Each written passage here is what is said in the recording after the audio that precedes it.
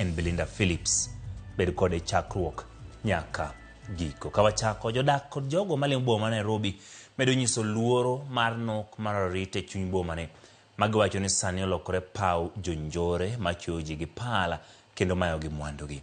Fama marwa Cynthia Onyango nyotimo limbe e chuny boma Nairobi otieno ma piny orugodo kawuono. Kendo rango chal mar arita maogoyo mbaka kod jogo mabende osekale midhiero mopogore opogore e chuny boma no ka imayo gi kod kwethni ma e sigana. Obedo tieno kata odiochieng'. Chuny boma ma Nairobi kinde duto dich ka odotenga. Ohala dhi nyime, jowuoth lao sa kendo jokuoye mamecho kod ang'enge bende chano chenro magi. E chuny mudho mandiwa kata obedo ni ler mar taya odiedo e kor yamo, jodak malimo chuny boma ni ywak ni gie sani weche okethore ka jokuoye ma wengegi okolo kudho keto jogo magigogono mondo yier kind chiwo mwandu gi te kata wirgi kod losruok mar dhano kata chuogi kod pala.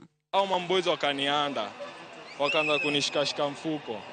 Jamaa mmoja akasikia simu. Nikaona hapa mambo itaharibika. Lekuwa jamaa akaambia au marafiki yake watoe kisu.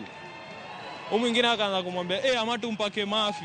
Mimi nikitembea hivi nikasikia kujaribu kubishana nikakatwa hapa. Sasa mimi ile kitu ningeomba zaidi Nairobi hatuko safe.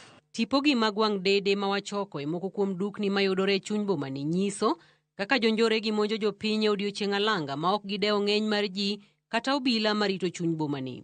Achiel kuom jochiw arita mar magawa moro e chuny boma ni pod ywago dende bang' jonjorego monje kendo rodhe kod boka e kinde manotemo thego gi ka gidhao ka oparo ni omonjgi kendo bang'e ne gimaye simbe mar ong'we yamo.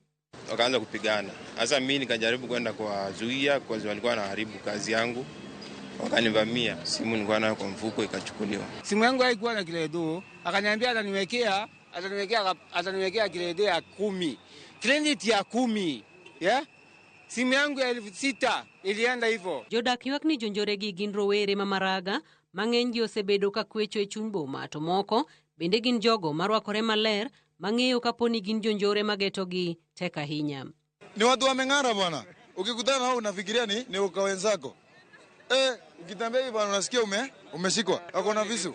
Utafanya aje? Ni vijana wadogo bado below 20 years. Chalma kama osebed ka ikelo kod nok mar taya makelo lere moko kuom konde mag chuny boma ni ma osebedo ka hinyo jodak ahinya to mago mawuok e tich ka sa oselewo. Kiangalia kama pale Thuli hakuna lights, so unapata hapa nyuma yake hizo watu wanaibiwa sana.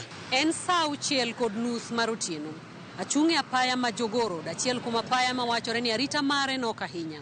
To inyalo penjori ni kuom ng'ano masani korka wuok e tich kendo chung'e bath apaya karito mtoka arita mare chalo nade.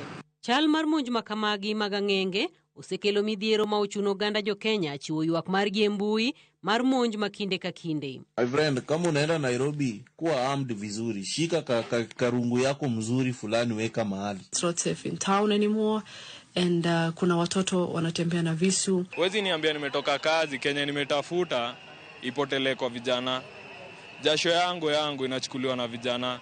So mimi ningedaka serikali take action kwa hiyo mambo inafanya. Tend County ma Nairobi ka hotel ne gi kod jatend migao mar aluora Geoffrey Mosiria korka kore okwayo tendo bila mapacho ka mondo wamalo kendo jiw chenro magarita e chuny boma ni ka onyiso jodak kod jowuoth mondo kik bed kod luoro moro amora. But the responsibility of enforcing especially on criminals lies purely with the national police. Ours is a collaboration that as a county government we must work with them.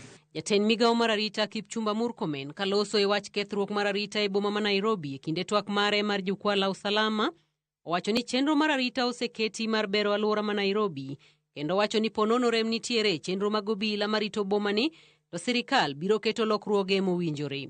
Operations going on those issues in that area, as I told you, Trans Nzoia, even here.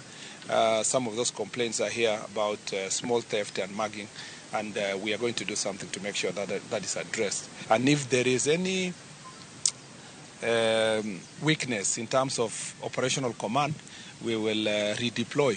Cynthia Onyango, Ramogi TV, Nairobi.